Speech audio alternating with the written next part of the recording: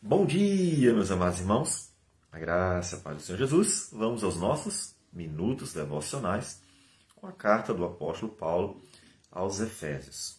Nós já começamos a sessão que prepara para os momentos práticos, né? Capítulo 4, ele já é o início, digamos assim, né? da segunda parte da carta. A carta pode ser dividida em duas partes, de 1 a 3, 4 a 6. E o capítulo 4, versículo de 1 a 24, é uma preparação. Ele dá as bases para que a igreja verdadeiramente aplique toda a palavra de Deus à sua vida, ou seja, viva uma nova vida. E hoje veremos o versículo apenas 25, muito importante, por sinal. A gente vai ver aqui a amplitude das aplicações, né? Como Deus quer que nós vivenciemos, né, a verdade na igreja. O versículo diz assim: por isso, deixando a mentira, fale cada um a verdade com o seu próximo, porque somos membros uns dos outros. Aqui, mais especificamente, ele vai tratar a relação eclesiástica, né? Você vê que ele diz uns com os outros. Ou seja, ele está dizendo que os irmãos em Cristo devem viver a verdade entre eles, né? Essa ênfase na relação dentro da igreja pode ser entendida como decorrente do fato de que o terceiro grande mandamento, né, é um mandamento que mostra que o amor dentro da igreja tem que ser até maior do que o amor para com o próximo. Ainda que seja o terceiro grande mandamento, né? Lembre-se que o primeiro grande mandamento é amar a Deus, né, todo coração, toda alma, toda força, ou seja, ninguém, nem parente, nem pessoas dentro da igreja, nada, nem ninguém pode ser posto nem em pé de igualdade, muito menos acima nesse amor para com Deus. Ou seja, amar a Deus acima de tudo realmente, né? O segundo mandamento é amar o próximo como a si mesmo. Ou seja, você gosta do bem, você gosta da verdade, você gosta do que é justo, você gosta de ser respeitado, você gosta de ser amado e assim por diante, trate o outro da mesma forma. Amar o próximo como a si mesmo. Ou seja, aquilo que você quer para você, as pessoas sempre querem as coisas boas para si, né? Faça para o outro. Então isso é uma regra universal. Na verdade, os dois grandes mandamentos são para toda a humanidade. Todas as pessoas devem amar a Deus acima de tudo, né, de todo o coração. E todas as pessoas devem amar o próximo como a si mesmo, né? Mas Jesus dá um terceiro mandamento que tem ele como referência. É amar, dentro da igreja, ele diz: amai uns aos outros como eu vos amei. Veja que esse mandamento que o Senhor nos dá pelo apóstolo Paulo se relaciona com esse terceiro mandamento, o mandamento do amor. É mais uma relação interna. Mas é óbvio que isso não significa que a verdade deve estar presente apenas dentro das relações eclesiásticas. Até porque, caso ela não seja a base da igreja, ela não vai acontecer em apenas um lugar, né? Olha, aqui dentro da igreja a gente procura fazer ou falar e agir conforme a verdade. Lá fora não, né? Então isso não vai funcionar. Como a gente tem visto, um momento ou outro, se tentar essa dualidade, né?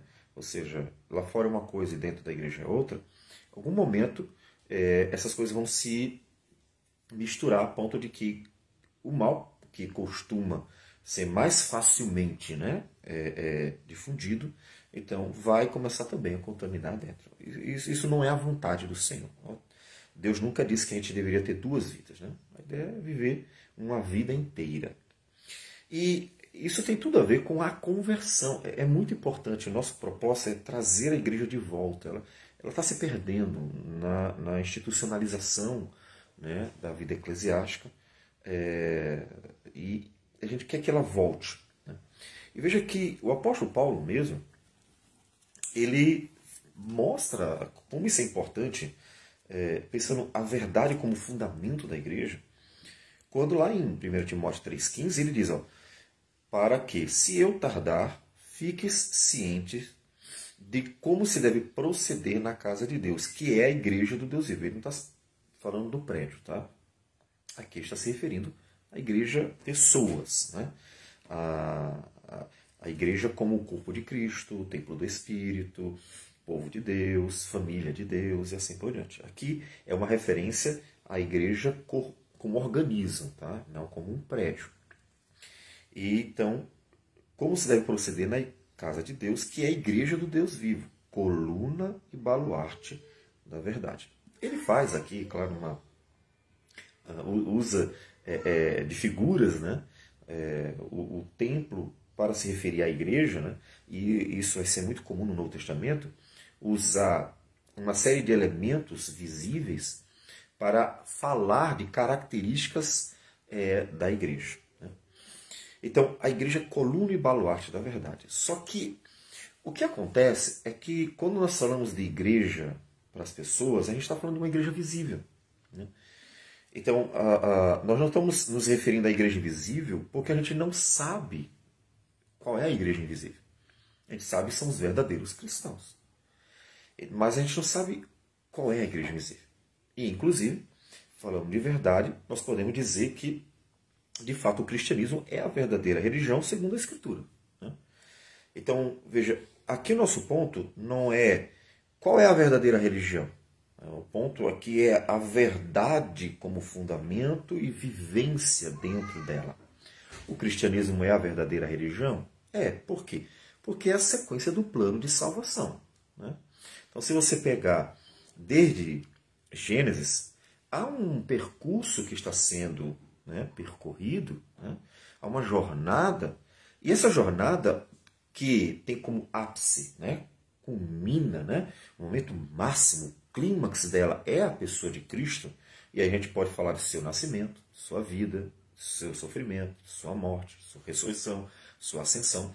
Então, Cristo é a plenitude dos tempos, né? É Cristo. Mas isso culmina no cristianismo, ou isso desemboca, né? Isso vai ao cristianismo. O judaísmo antes, porque, de fato, a gente pode dizer que o judaísmo era a igreja, né, antes, e termina no cristianismo. Então a gente pode dizer que o cristianismo é a verdadeira religião, segundo a Escritura, porque na sequência vai dar no cristianismo. O cristianismo puro e simples, né? Essa expressão é muito agradável.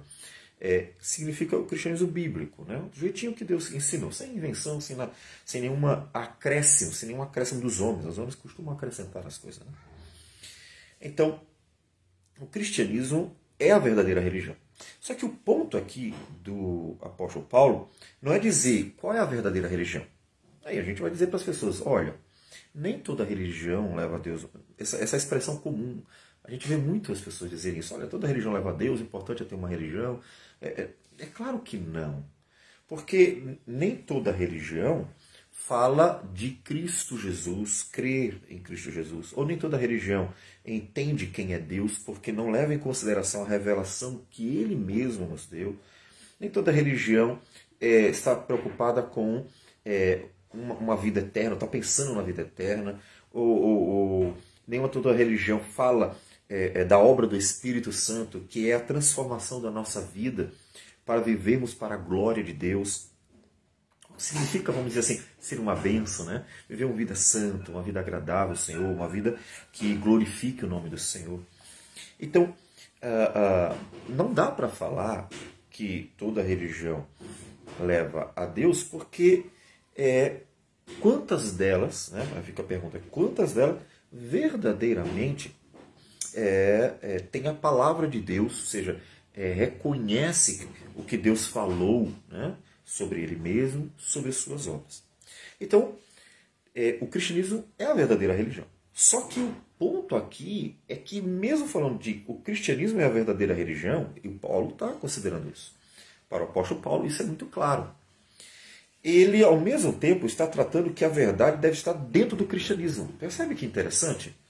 Ou seja, não basta termos a convicção e estarmos dentro da verdadeira religião como um todo. Né? O cristianismo é a verdadeira religião porque foi a religião que Cristo deixou. Mas isso não basta. não é suficiente. Ele está falando de viver a verdade dentro do cristianismo. Para vocês verem isso, nós gostaríamos de citar, antes das palavras de Jesus, as palavras da carta, né, de Tiago. Veja como Tiago já faz distinção dentro do cristianismo de uma verdadeira e uma falsa religião. Que coisa interessante. Nós falamos de o cristianismo é uma verdadeira religião porque é a religião que Cristo deixou. Ou seja, o Filho de Deus subiu aos céus e deixou os apóstolos para ensinarem adiante, ou passarem adiante seus ensinamentos. E isso é o cristianismo. Certo? Tudo bem. Só que Tiago vai dizer assim, mas isso não é suficiente. Porque mesmo sendo um cristianismo, inclusive pensando em ortodoxo, ou seja, que tem uma doutrina, né, em geral, ele não é, o cristianismo não é a religião de rituais apenas. Eu até diria que esse não é o foco. O cristianismo não é a religião de rituais. Até o judaísmo pode ter parecido com isso. E não era mesmo assim. Deus sempre deixou claro que os rituais não definiam o judaísmo. Tanto que, quando Jeremias profetizou a queda de Jerusalém, os judeus diziam assim, o templo do Senhor é este. Ou seja, nós somos o povo de Deus, o templo está aqui, nós oferecemos os sacrifícios. Nenhum mal vai nos acontecer. Ou seja, a religião de um ritual. E Jeremias disse, vai cair. Deus disse assim, nem adianta confiarem no templo. Vai cair. Por quê? Porque a vida deles não era uma vida que Deus tinha ensinado. Então, nem mesmo o judaísmo, com todos os rituais, pode ser considerado como uma religião de ritos. Então, o cristianismo, muito menos, é uma religião de ritos, de forma alguma. É uma religião, vamos usar o termo para fazer distinção, tá? É uma questão mais didática. Mesmo que não expresse perfeitamente o assunto. O cristianismo é uma religião do coração. Veja que a adoração, Jesus disse que é uma adoração em espírito e em verdade. Tem tudo a ver com a obra de Deus em nós, com a palavra de Deus, com o Espírito de Deus operando em nós. Então o cristianismo, ele é religião de vida. Porque, inclusive, o cristianismo significa Cristo nos justifica e o Espírito nos santifica para vivermos eternamente a santidade de Deus. Então o cristianismo é uma religião do coração. Não basta estar ali num prédio oferecendo um rito. Né? Não basta. Veja o que diz Tiago. Sabeis estas coisas, meus amados irmãos. Todo homem, pois, seja pronto para ouvir, tardio para falar, tardio para se irar, porque a ira do homem não produz a justiça de Deus.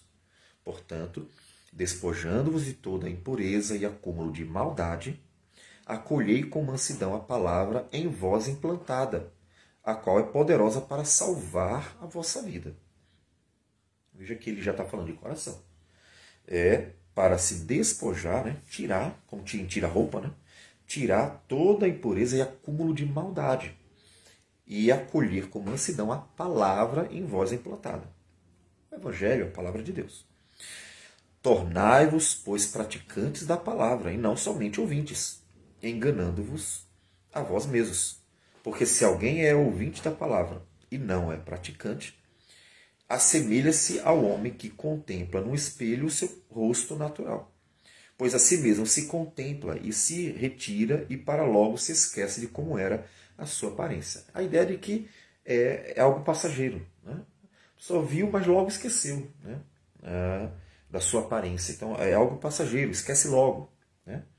Mas aquele que considera atentamente na lei perfeita, lei da liberdade, e nela persevera, não sendo ouvinte negligente, mas operoso praticante, esse será bem-aventurado no que realizar.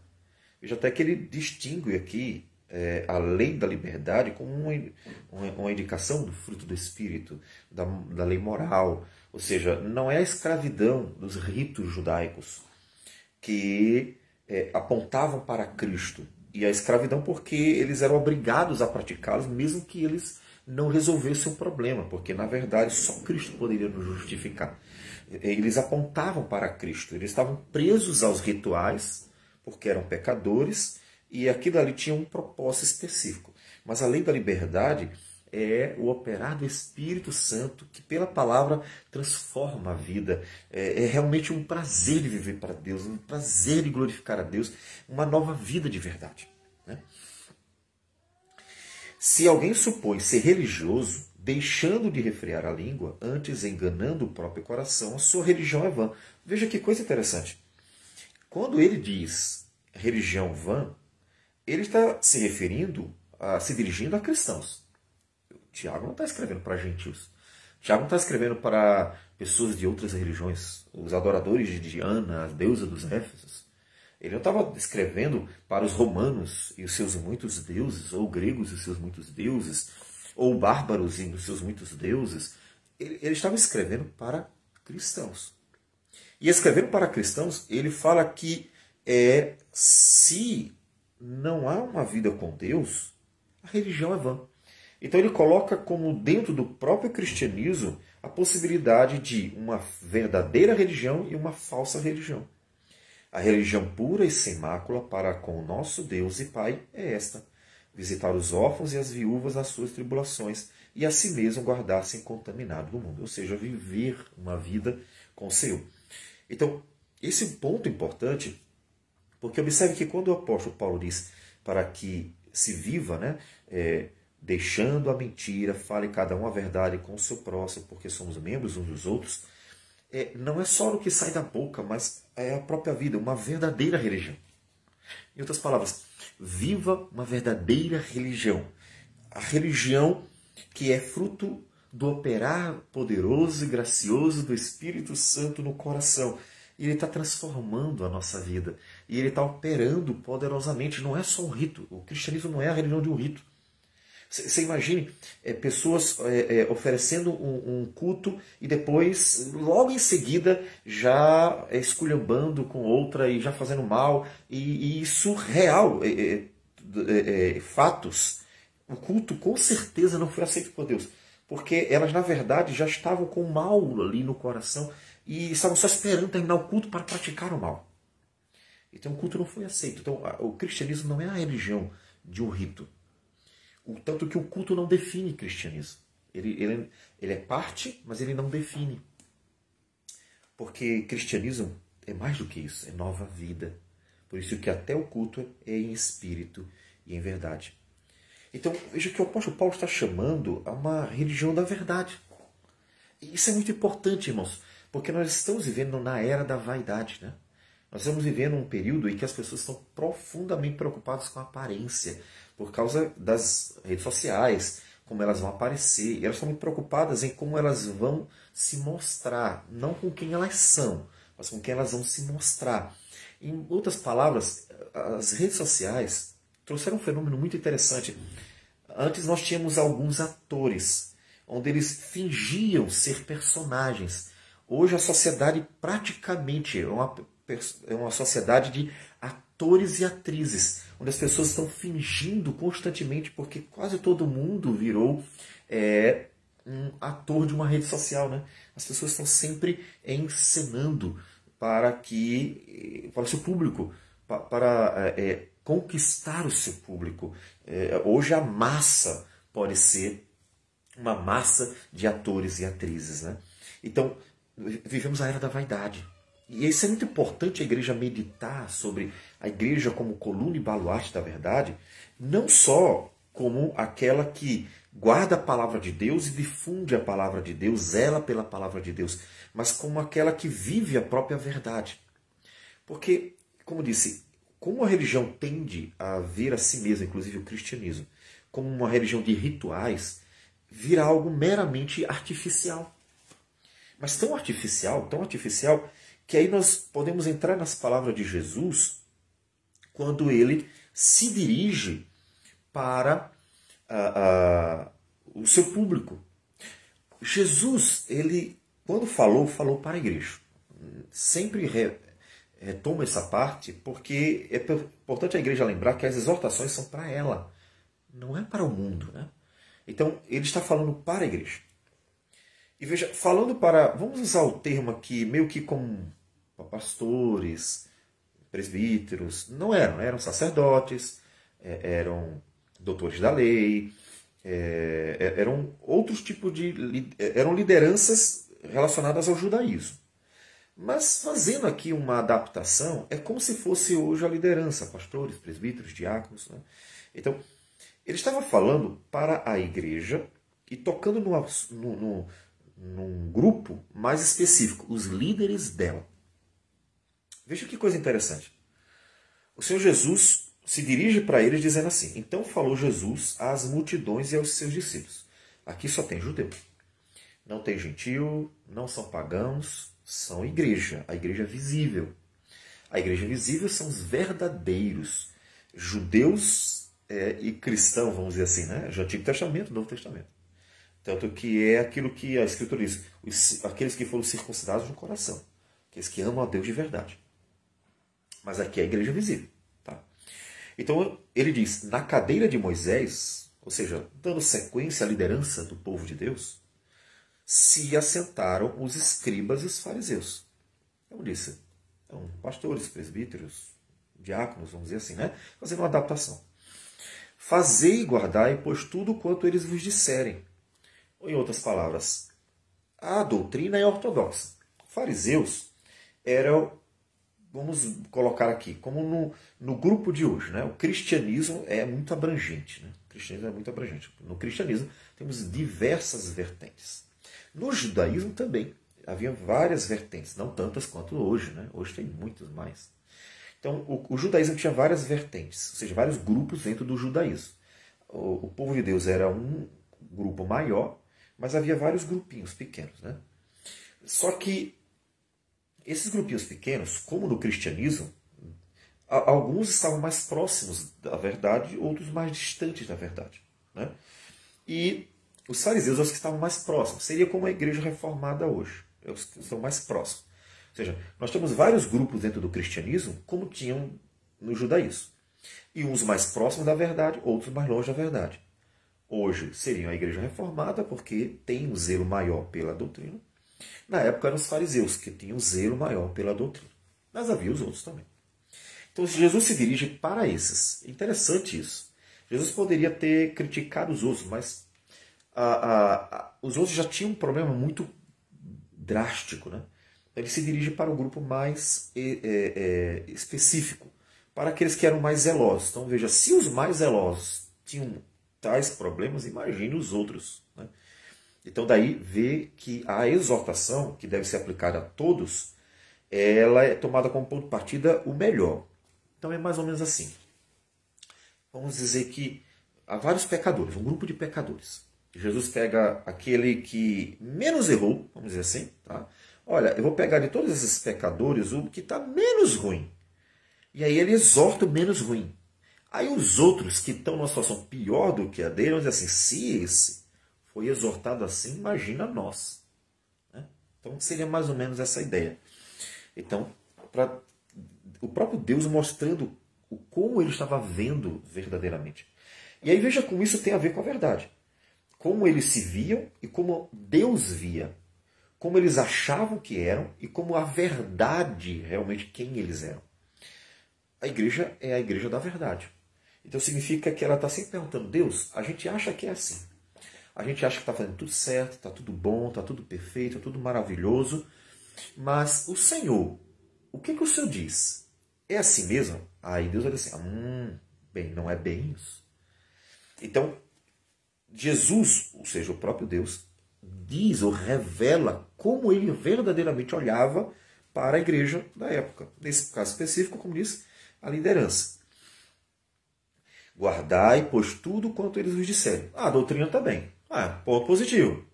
Ou seja, vocês estão zelando pela ortodoxia. Há um zelo doutrinário. Não significa, claro, que eles acertavam tudo. Mas eles tinham um certo zelo com a doutrina e isso Jesus aprovou, não reprovou. Jesus não condenou a doutrina deles. Em geral, estava correta. Inclusive, como disse, ela, em relação às outras, a melhor das doutrinas. Certo? Apesar de ter seus problemas também. Ele vai tocar nesses problemas em outros lugares. Não é o caso aqui agora. Mas ele diz assim, porém não imiteis nas suas obras, porque dizem e não fazem. Atam fardos pesados e difíceis de carregar, e os põe sobre os ombros dos homens. Entretanto, eles mesmos nem com o dedo querem movê-los. Praticam, porém, todas as suas obras com o fim de serem vistos dos homens, pois alargam os seus filactérios e alongam as suas franjas. Amam os primeiros lugares nos banquetes e as primeiras cadeiras nas sinagogas, as saudações nas praças e os serem chamados mestres pelos homens. Vós, porém, não sereis assim. Veja que já aqui podemos ver que Jesus está dizendo assim, a religião deles é uma mentira, porque eles vivem uma mentira. Eles ensinam até coisas boas, mas eles vivem uma mentira. Eles estão o tempo todo fingindo. Eles sempre desejando glória, desejando serem elogiados, assim por diante, mas eles vivem uma mentira. Não é aquilo. Aí, pulando um pouquinho, a gente não precisa ler o texto todo, ele vai dizer bem claro, ai de vós, escribas e fariseus hipócritas, porque fechais o reino dos céus diante dos homens, pois vós não entrais, nem deixais que os homens deixar entrar os que estão entrando. Ai de vós, escribas e fariseus hipócritas. E assim ele começa a falar várias vezes sobre a hipocrisia deles. O que é a hipocrisia? É a mentira. Então, a igreja, ela não apenas deve se preocupar em ser a verdadeira igreja. Olha, essa é a verdadeira igreja. A doutrina está tudo certinho. Então, a igreja é a sequência, né? Está tudo certinho. Mas a verdade deve estar dentro dela. Esse é o chamado que Deus faz, né? Quando o apóstolo Paulo diz assim, que vocês falem a verdade uns com os outros, nós podemos dizer assim, a verdade deve estar dentro de vocês. Vocês não devem apenas ter um livro, né, vamos dizer assim, né? Ou seja, vocês não são apenas os portadores da revelação de Deus, a verdade, mas a verdade deve ser a vida de vocês, ou a vida de vocês deve ser verdadeira, né? Então já que ele aplica o fato de que Deus é a verdade e a palavra de Deus é a verdade. Lembre-se que Jesus disse, eu sou o caminho, a verdade e a vida. Veja, o cristianismo ele não deve se preocupar apenas em ser a verdadeira religião. Porque dentro do próprio cristianismo existe a falsa e a verdadeira. Ou seja, a verdade deve estar sendo vivenciada. O cristianismo deve vivenciar. É uma questão prática. Não é apenas uma questão teórica, mas é uma questão prática. E aí tem um momento depois que o Senhor Jesus ele mostra isso. E isso eu gostaria de confrontar você pelas palavras do Senhor Jesus. Observe como o Senhor Jesus trata a igreja de seus dias e, mais uma vez, a necessidade de que a verdade seja a vivência dela. Veja, ele exortou a liderança. Ele disse, vocês estão vivendo uma hipocrisia. Isso é mentira. Vocês defendem essa doutrina, mas vocês vivem uma hipocrisia. Vocês oram para as pessoas verem, vocês gostam de ser aplaudidos. Ou seja, vocês não vivem a verdadeira piedade, que tem a ver com a humildade, tem a ver com o amor, com a mansidão, com a misericórdia, com a graça, com a honestidade, com a justiça. Ou seja, a vida deles, que deveria ser uma vida que glorificasse a Deus, não estava. Porque era só uma capa, era só uma aparência. Eles tinham a doutrina, inclusive o apóstolo Paulo disse que os judeus receberam a missão de guardar a revelação divina, né? E também propagar. Eles tinham, mas eles não viviam a verdade. É como se a verdade deles fosse só a capa. Mas dentro eles não estavam vivendo a verdade. Ou seja, você não deve apenas ir ao culto, porque o culto não define o cristão. Você deve viver a vida com Deus. O seu culto vai ser uma expressão de sua vida com Deus. Mas ele não define sua vida com Deus. Porque você pode ir para o culto planejando mal, por exemplo, como nós já falamos, fatos por sinal. Então, a sua vida. Porque a vida cristã é o relacionamento, a restauração do relacionamento entre Deus e o homem, para viver eternamente com o Senhor, para se alegrar verdadeiramente, eternamente com o Senhor. Não são apenas canções ditas da boca para fora. Muitas pessoas cantam, eu faria tudo por Jesus, mas não estão dispostas a negar nem a si mesmo, a negar o básico da sua própria vida, muito menos disposto a sofrer ou morrer por Cristo. Então, a verdade. E aí Jesus, no João capítulo 8, Ele confronta a igreja. Veja que ele está sempre confrontando a igreja. Ele não está falando para o mundo, a igreja. E Jesus diz assim, em João capítulo 8, a partir do versículo 31. Disse, pois, Jesus aos judeus que haviam crido nele: se vós permaneceis na minha palavra, sois verdadeiramente meus discípulos. Veja que coisa interessante. Nós temos aqui 2 pontos. Primeiro, ele já está falando para judeu, igreja visível da época. Só que agora, mais especificamente, ele ainda está falando para os que creram nele. Eles afirmaram crer. É aquilo que eles disseram. Né? Então ele está falando para aqueles que estão seguindo. Essa seria a ideia. Veja, o fato de estar falando para os judeus já é a igreja visível. E falar para o grupo que está seguindo é mais ainda falar para aqueles que confirmam, dizer, nós somos a igreja visível. Né? Ele está falando para a igreja. Mas como é que se confirma que são verdadeiramente a igreja? Se permanecer nas minhas palavras. Aí vocês são verdadeiramente meus discípulos. Ou seja, vamos ver se isso é verdade. Vamos ver se confirma. E ele continua. E conhecereis a verdade, e a verdade vos libertará. Então veja, o cristianismo é a religião que recebe a verdade, propaga a verdade, mas que também foi alvo da verdade. A primeira coisa que faz um cristão é ser alvo da verdade. A verdade, que é o próprio Deus, a verdade, que é a palavra de Deus, a verdade que é aquilo que é. Por isso que a verdade fala que somos pecadores, miseráveis, que somos, é a realidade. Não dá para negar que somos pecadores, é negar a verdade, é negar a realidade. Fala sobre quem Deus é, a glória, o poder, a soberania, a santidade, os atributos todos. E essa é a verdade, é a realidade. Negar isso é negar a realidade. Né? Fala acerca da salvação, todo o plano de salvação, né, que culmina na pessoa de Cristo, né? Porque essa é a verdade, é a realidade, foi o que aconteceu de fato. E negar isso é negar a realidade, é negar a verdade. Então conhecereis a verdade, e essa verdade, que é o próprio Deus, que é a sua palavra, ela tem, pelo Espírito Santo, o poder de transformar nossas vidas. Abre nossa mente, digamos assim, né? Abre nosso coração, quebranta a nossa vida, e então, para viver a verdade. Isso significa que o mundo vive a mentira. O mundo vive uma ilusão.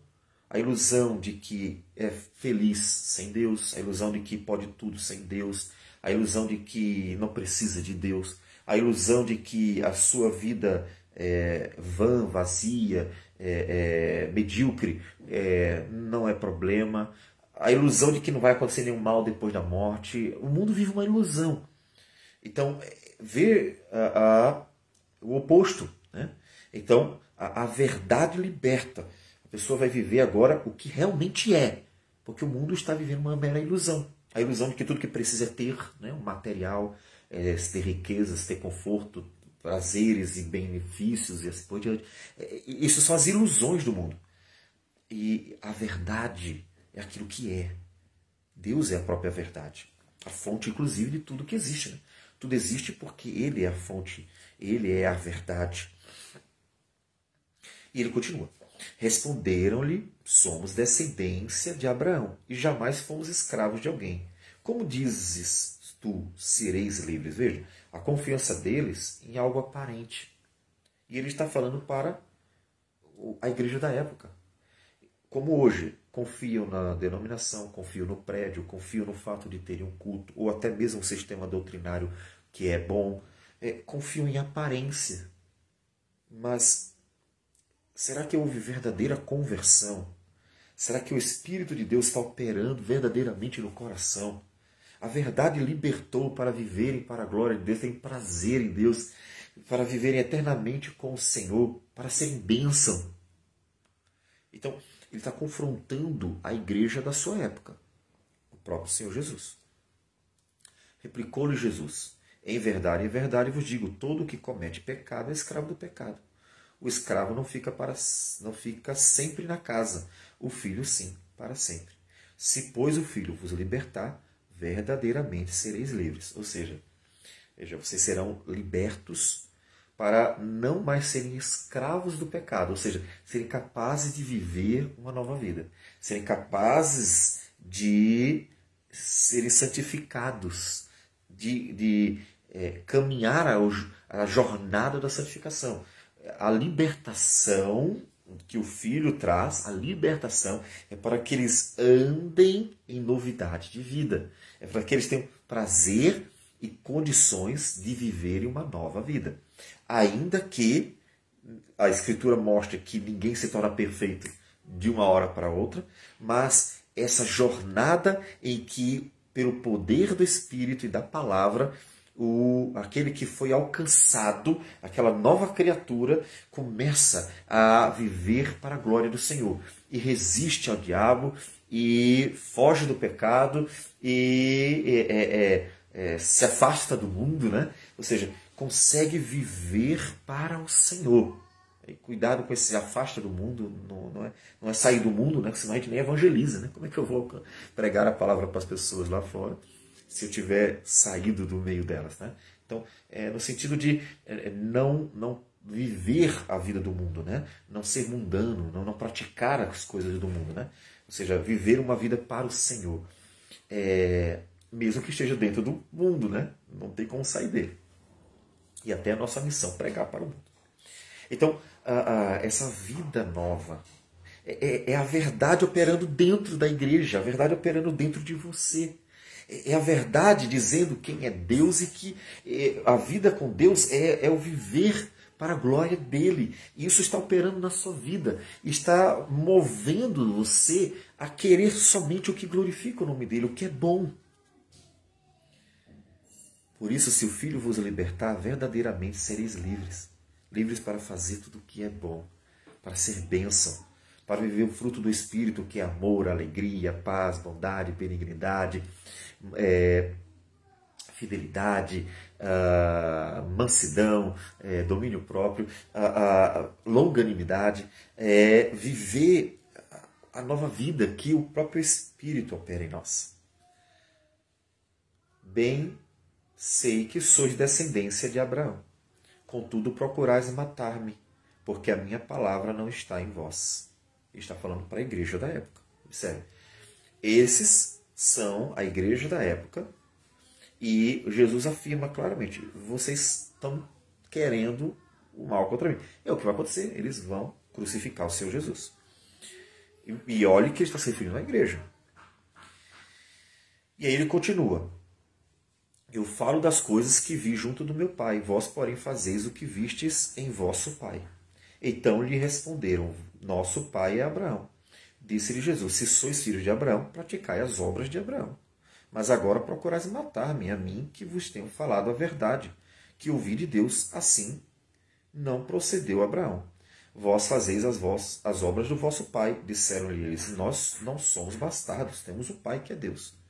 Veja, ele está falando da igreja. Percebe que eles mesmos revidam, dizendo assim, nós somos a igreja. Nosso Deus é nosso pai. Então, eles mesmos afirmam que são a igreja visível.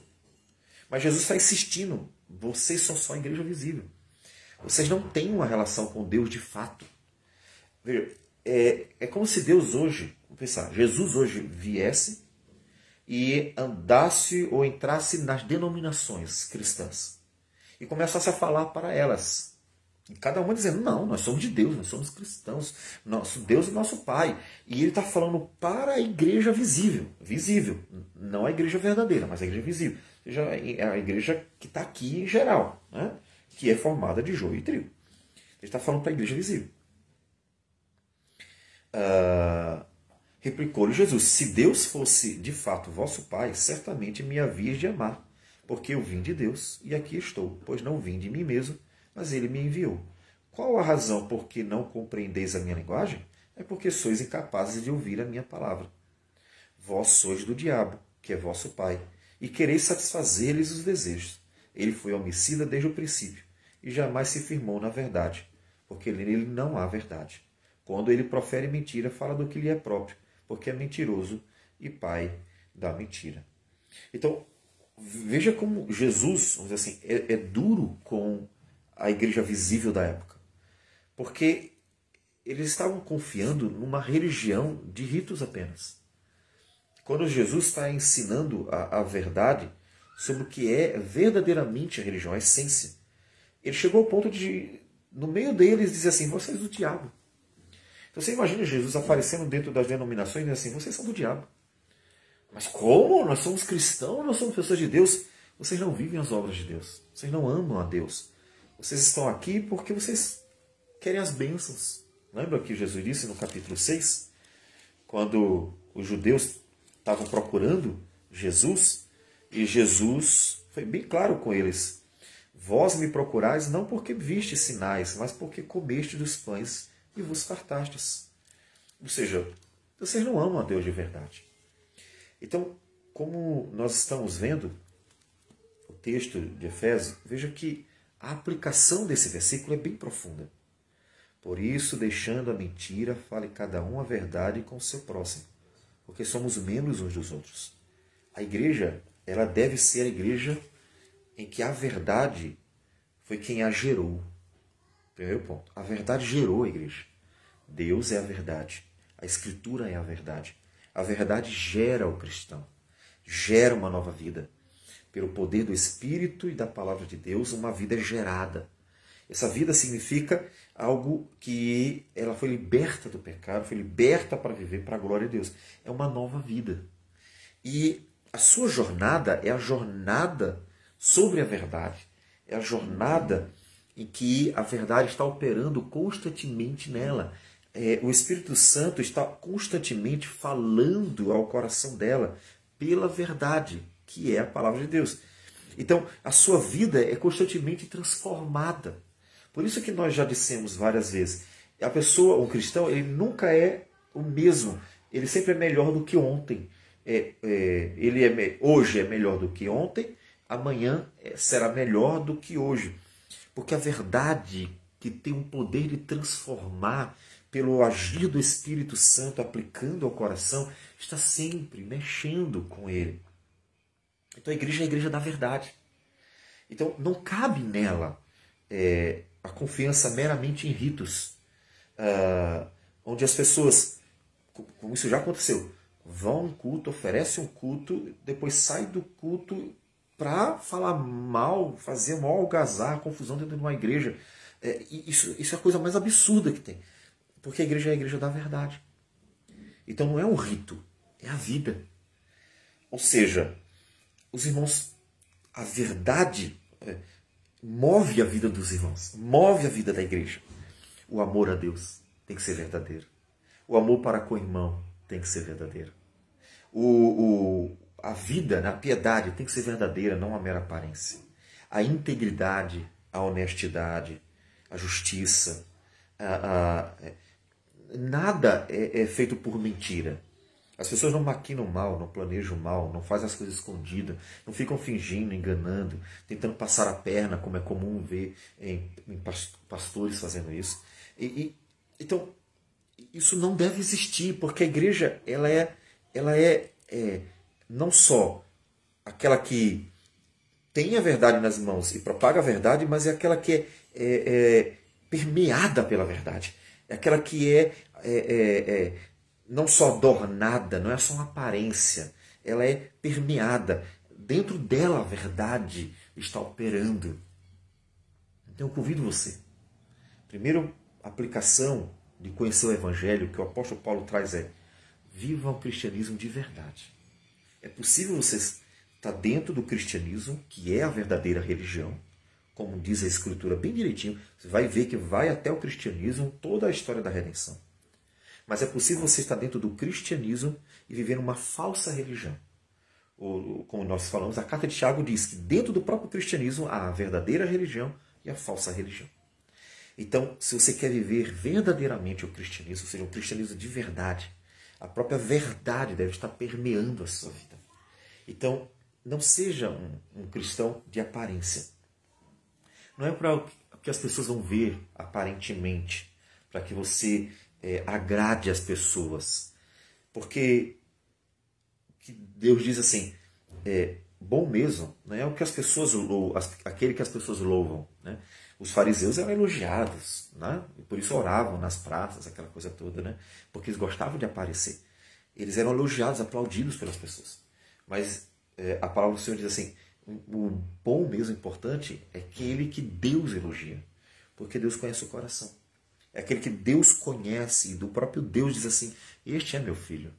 É pecador, todos são pecadores, tá? Não tem nenhum cristão que não seja. Mas ele sabe quem verdadeiramente está sendo alvo do operar poderoso e gracioso do Espírito Santo falando pela palavra, ou seja, a verdade permeando a sua vida. Ele sabe. Então seja verdadeiramente cristão, não de aparência. De tal modo que a sua vida seja verdadeira, as palavras sejam verdadeiras, sua fé seja verdadeira, seu amor a Deus seja verdadeiro, tudo seja verdade. Uma vez que isso seja verdade, a verdade está permeando a sua vida, tudo em você é verdadeiro, porque o Espírito está pela verdade operando em você, você será uma bênção. As pessoas serão abençoadas por você, você será uma bênção para elas, naturalmente. Por quê? Porque você está verdadeiramente vivendo um cristianismo. O cristianismo que é a verdadeira religião, e dentro dele você realmente está vivendo permeado pela verdade. Isso faz com que a igreja seja uma bênção. Caso contrário, é só uma denominação. É uma mera aparência, onde os líderes querem aparecer e por isso estão sempre procurando os primeiros lugares, onde tudo se resume a rituais e a programações, mas a verdade não permeia nem as relações. Não há verdade nem nos relacionamentos, como ele disse, seja verdadeiro com o próximo, uns com os outros, porque somos membros uns dos outros. Ele está falando da relação dentro da igreja, veja que nem é com fora, é só dentro. Ainda que tem a ver com tudo, mas começa dentro, né? Então, viva verdadeiramente o cristianismo. A verdade deve permear sua vida. Quando isso é real, então você glorificará a Deus. Você abençoará vidas. Porque tudo em você é fruto da verdade que está operando. Você ainda é um pecador. Você verá o pecado ainda presente e te entristecerá. Mas a verdade estará operando. E a cada dia você verá que ela está transformando o seu viver. E você está se parecendo cada vez mais com Jesus, que é a verdade. Porque o propósito da palavra e do Espírito Santo é nos fazer a semelhança de Cristo, que é o varão perfeito, o primogênito, dentre todos os irmãos, o Filho de Deus. Vamos orar ao Senhor. Senhor Deus amado, bendito seja o teu nome. Nós agradecemos porque a vida cristã é uma obra da tua graça. E nós não merecemos, em hipótese alguma. E reconhecemos quão pecadores nós somos. De fato, ó Deus, não há quem não peque. E te louvamos porque o Senhor mesmo assim quis nos salvar. Portanto, a nossa vida, ela é tua e no mínimo, ó Deus, devemos viver em gratidão plena por tudo que o Senhor fez. Pedimos que o Senhor, então, nos dê a graça de viver a tua palavra, que é a verdade, todos os dias. Que teu Espírito opere poderosamente em nossas vidas, de tal modo que sejamos transformados de glória em glória à imagem e semelhança de Jesus diariamente.